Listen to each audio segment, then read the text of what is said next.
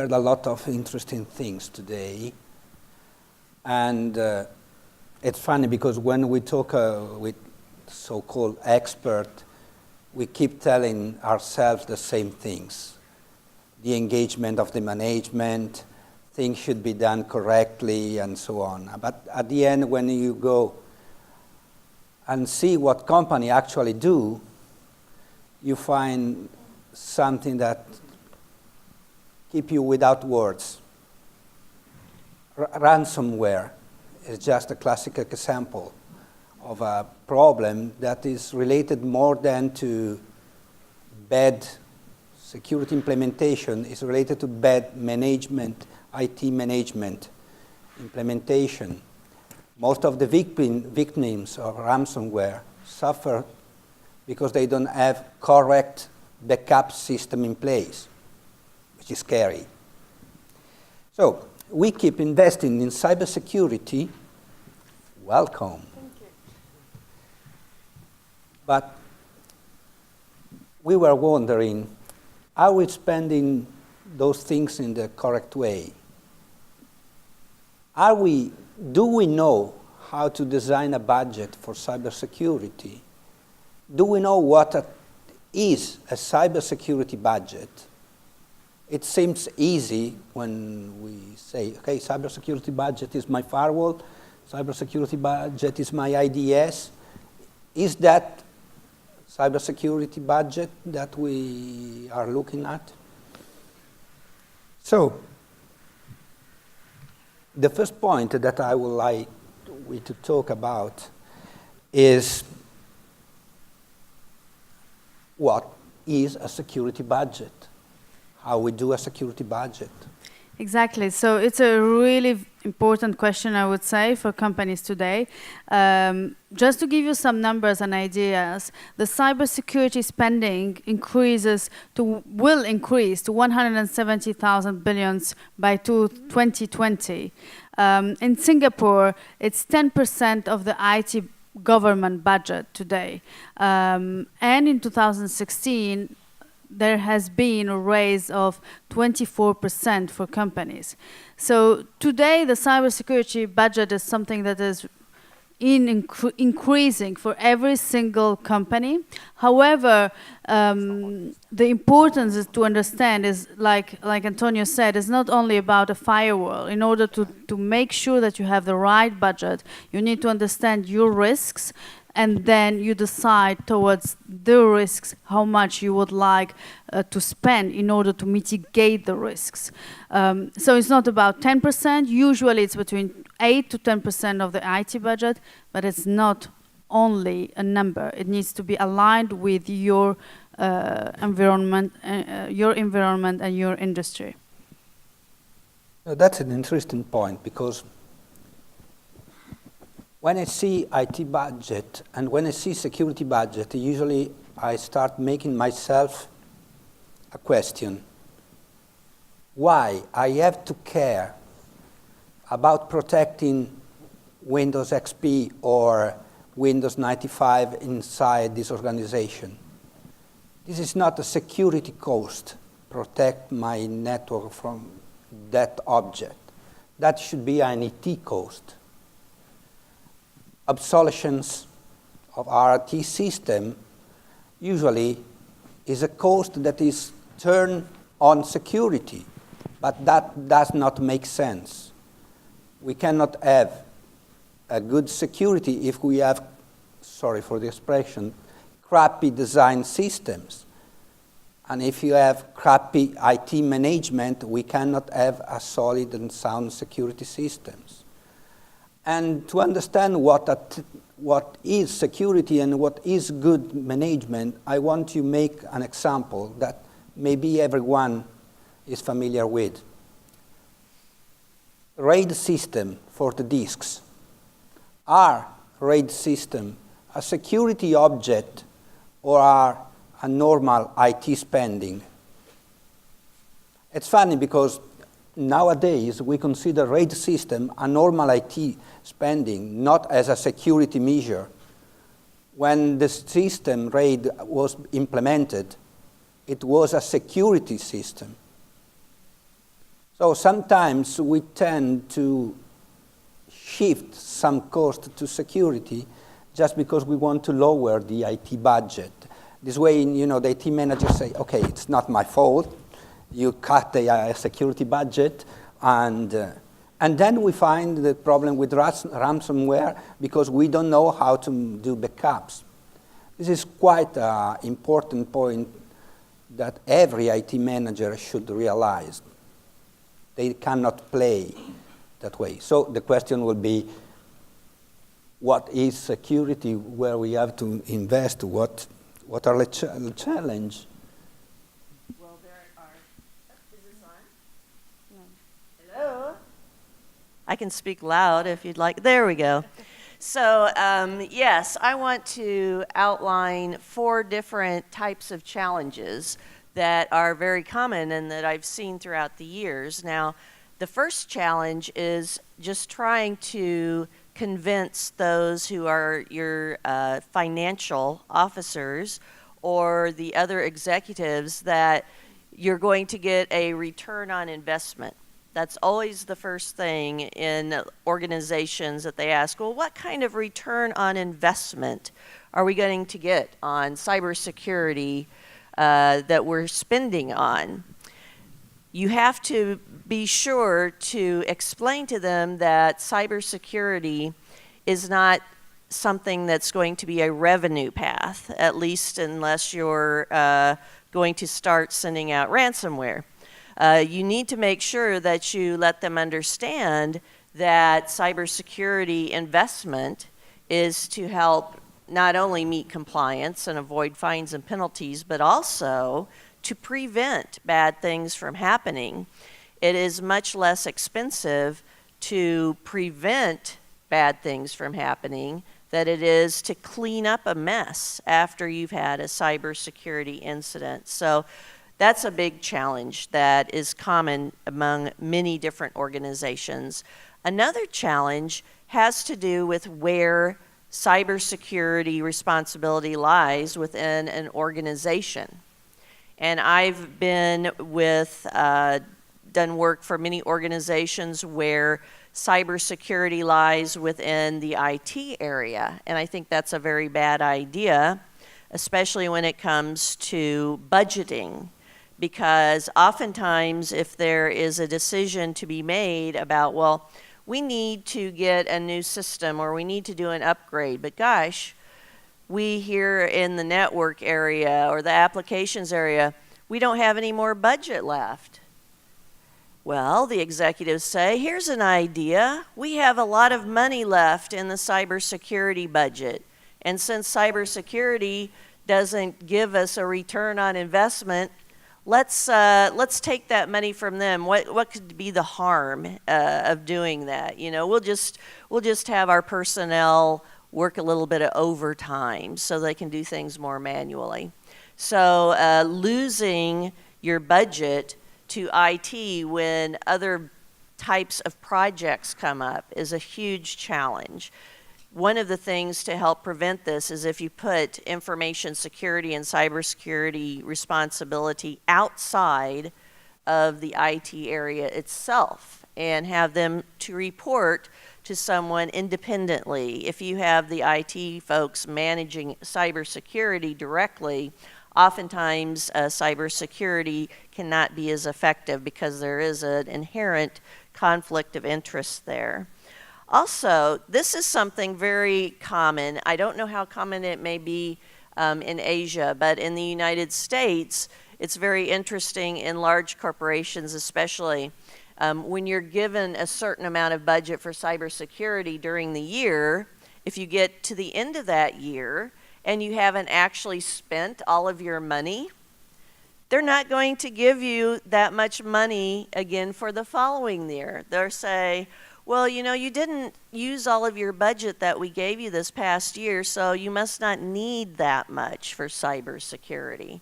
So you find a lot of information security, cybersecurity officers who are going to start looking for things to spend on before their year is out, so they don't have a lower budget the next year. So that is something that you have a challenge of.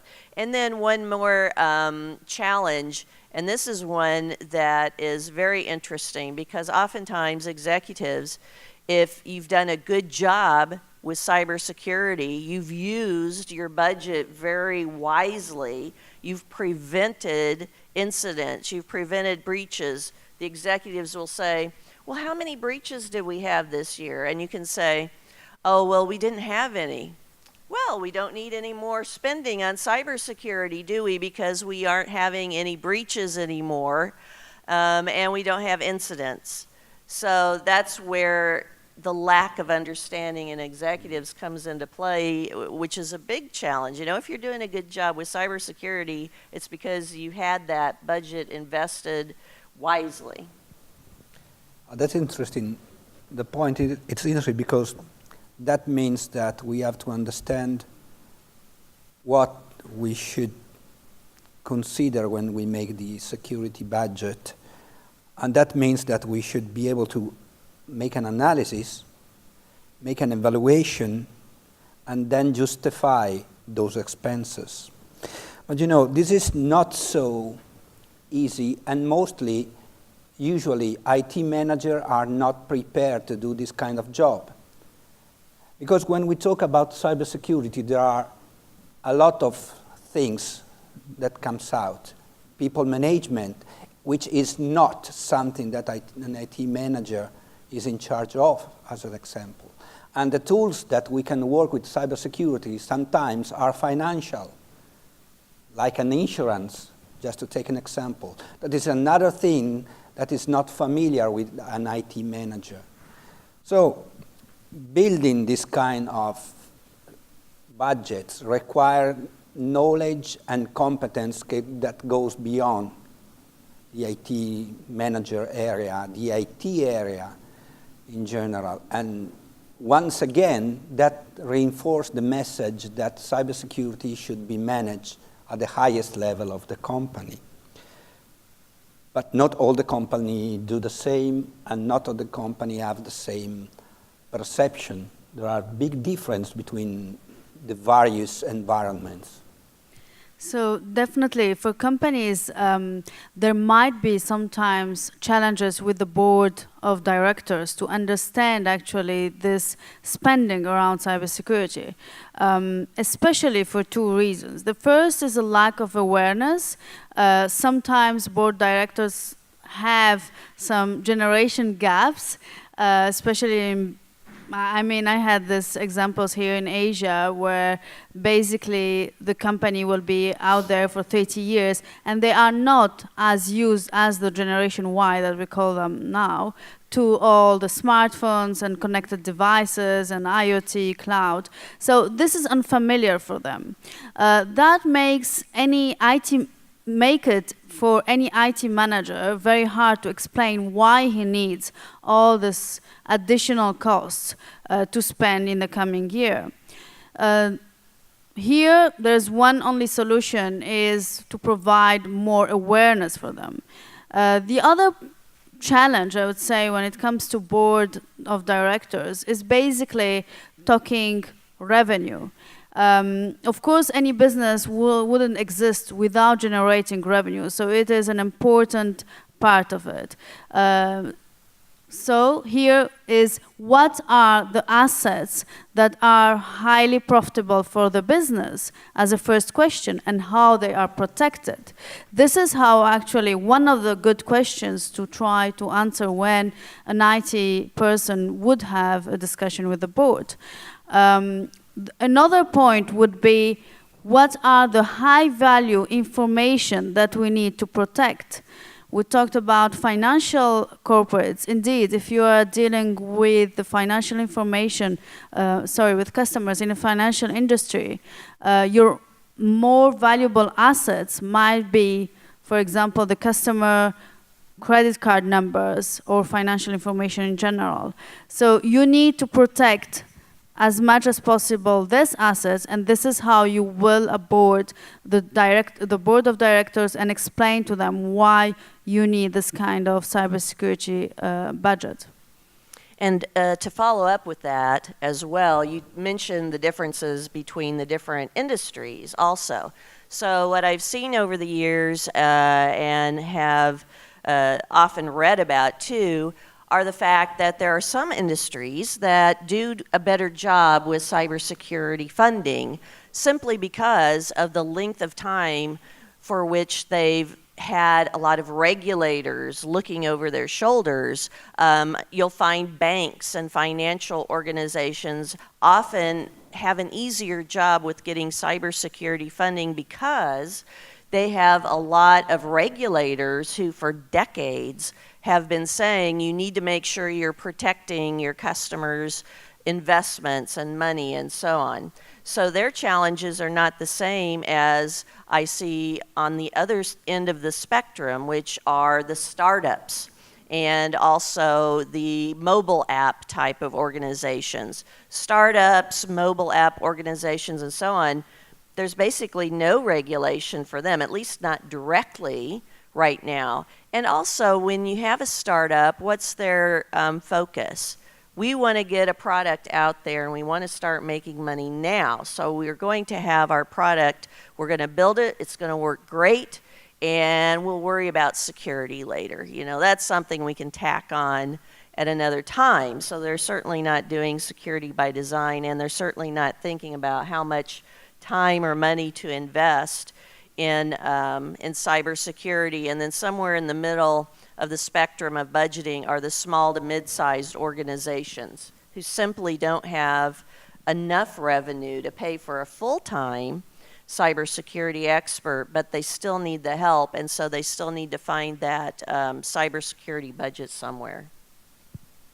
And I could say something also about the cybersecurity expert that usually are hired to do this kind of job that are everything but security expert, but this is my point. Careful, so. careful. I know it's a slippery field, this, but so since it's hard to define the budget, it's hard to define the stakeholder that will agree to pay this budget. The point is probably how we can explain the advantage to invest, let me say, in cybersecurity. I use the term invest because invest means there will be a return of the investment. Is it possible to have a return of investment in cybersecurity? We think that there is a return of investment in different areas, but we should be able to explain what we are talking about. So return on investment in cybersecurity is a challenging area, I would say. Today, how we can approach it is basically through a financial prevention loss.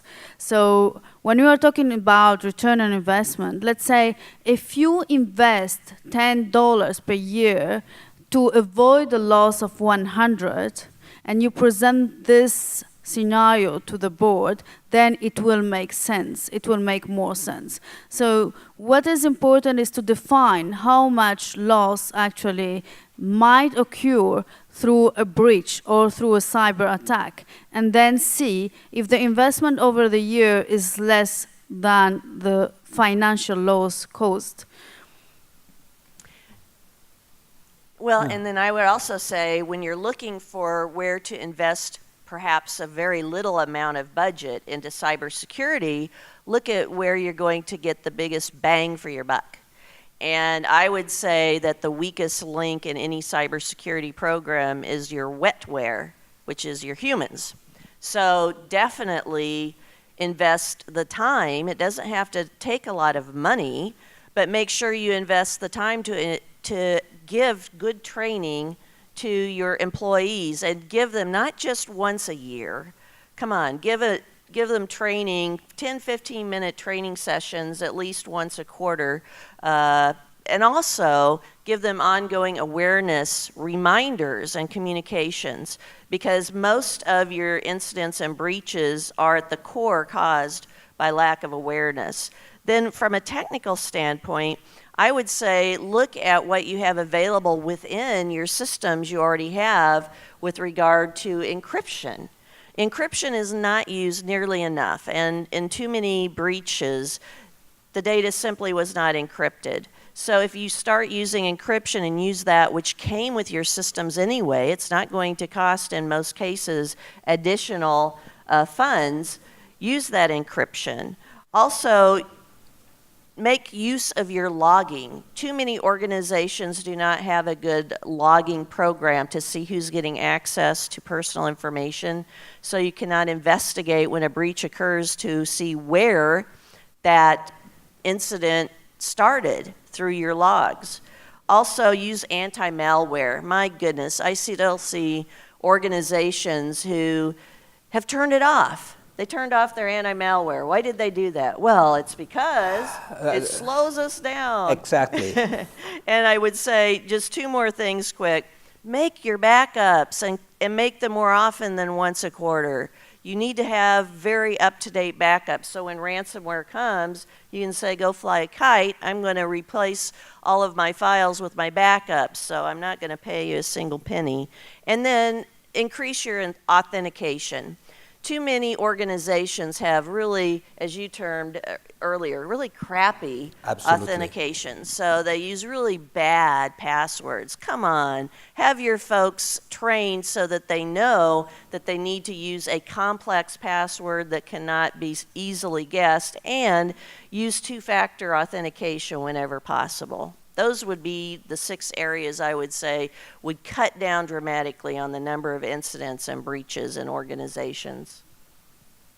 You know, what you tell me makes me reinforce in me the idea that implementing good cybersecurity means implementing a good IT system.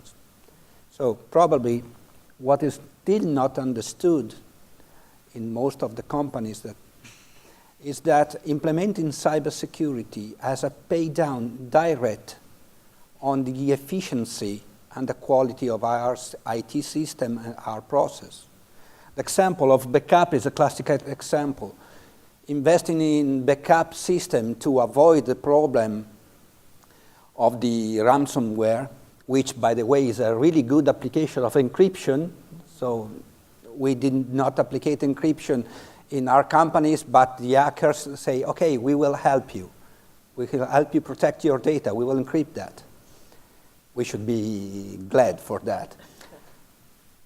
So implementing a good backup strategy is effective against ransomware. It's not the only way. It's not always possible, but it's one of the best tools we can provide. But it's a problem of IT. And I turn back to the point I've said before. We can use cybersecurity to implement better IT system, better process, and even better business process. Because, you know, cybersecurity has a characteristics. When you deal with cybersecurity, you should, sorry again for the terminology, cut out the crap.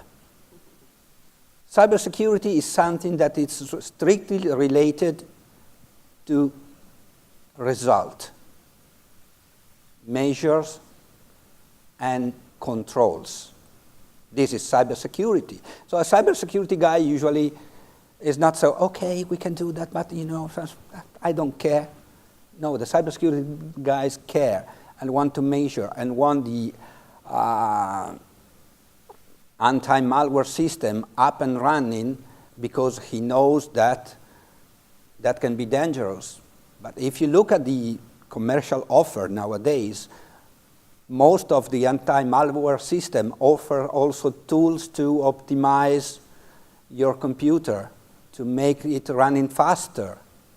So applying correctly cybersecurity can dramatically increase the quality of the system. And this is a way to return of the investment in cybersecurity, but we need to understand that. And we need to, let's say, admit that our IT system at the moment are not the best things we can find. Probably, if you will manage your home the same way most companies manage the IT system, you will be on fire every day, your power system will be down, and you will have thieves that go in and out to your home, taking things without any control, and you will be happily say, oh, I can't do anything. I can't close my door because, you know, it's not my role at the moment. I'm the chief home officer, so I don't have to close my door. So, I'm wondering, is that any way for the people that is working in the cybersecurity area to find a common field to talk with the higher management and the IT guys, because we are somehow in the middle? Because if we don't find a common way of understanding and speaking, it's difficult to explain the advantage, the cost, and the risks. What is your experience from this point of view? Well, what I find is a common problem with folks in IT and folks doing cybersecurity is that they start talking from their perspective. Oh, we had this many different ports that were attacked and blah, blah, blah, blah. Your executives don't care about that. They care that they're getting attacked, but you need to put the explanation, frame it in the manner in which they think about business. So those of you who were here and heard my talk this morning, I gave you the example of being in the doctor's office in the imaging area and showing the doctor all of the openings and how that was related to security. That doctor got it, and you can bet that that doctor said we need to improve security. So whatever type of business you're in, you need to relate how that security risk actually impacts what your company does, the service that it provides. Will lack of cybersecurity take your online retail site down for an hour? How much money is that going to cost you if your site is down for an hour? They're going to understand lost revenues. And so that would be one way. You need to make sure that you communicate cybersecurity in the language of your business leaders in order to get the funds that you need. Yeah, I absolutely agree with this point. It's actually what happens is technical departments will have their own language, and then business departments or business people will have their own language. So you feel like you need a translator nowadays in order to have a normal communication between both of them, which shouldn't be the case, because of course they are working there in order to make sure that the business goes well and make what is actually supposed to do, so the main core of the business. If we are talking about a website, retail website, it is important to make sure that the website is never down if it's possible, because if it's down, again, it's a revenue loss. So the problem actually between communication of business and IT, I would say, or cybersecurity, it's something that has even training for that. So basically we have what we call secure, centric human secure communications, where people learn how to communicate. And that's not only in terms of business, on the budget around cybersecurity, but it's also around implementation measures that are actually not making the life or the daily operation of the employees harder, but just helping them. Because we need to make sure that there is a balance between the right approach in terms of security and the fact that they still can make their job correctly and not having, like, let's say 10 passwords to log in into different systems and different access cards. Yeah, so definitely we are there. Can I give you an example too, just really quick? One of the other hats that I wear is an adjunct professor for a Master of Science in Information Security and Assurance program. And the first thing, these are all professionals, they're information security professionals. The first thing I always ask them, and I recommend you ask this if you're managing an information security area, the first thing I ask them when they come on their first day of class is, what is your company what is their goal and what is their service and products that they actually create. And a large number of them say, I don't know, that's not my job. My job is, and their focus is strictly on IT and cybersecurity. So you need to make sure if your staff don't know what the intent of your company is, what your services and what your products are, then you need to make sure that they learn this, because otherwise they're not going to be as successful with cybersecurity as they should be, or could be. It's funny. I will make another example. As a vendor, we need to sell things, and we need to find the budget in the various company to buy those things. And when it comes to cybersecurity, I used to train the sales force to talk, okay, you have to talk with the chief security officer, you have to talk with the IT manager, but your two main sponsors can be for this project, marketing and sales department. Because security can be related to business, and if you do that, they will understand the value. This can do also when you design a cybersecurity budget. The website problem, if you are selling through the website, is a sales problem. You have to talk with the sales manager. If your website is a marketing site, because it's your presence and so on, it's the marketing people you have to explain what happened if the site goes down. So every time you have to find the right people to talk with to explain why they need what you have to propose. So I think that there are chances to find budget, there are chances to design correctly the budget, and if you are able to talk correctly with all the stakeholders, we will be able also to demonstrate that investing in cybersecurity pay off. The problem is to find the correct people to talk and talk with their language. Okay, we ran out of time. So if you guys have questions. Any questions for the panelists? No? Okay. Thank you to the panelists. Thank you very much. Thank you.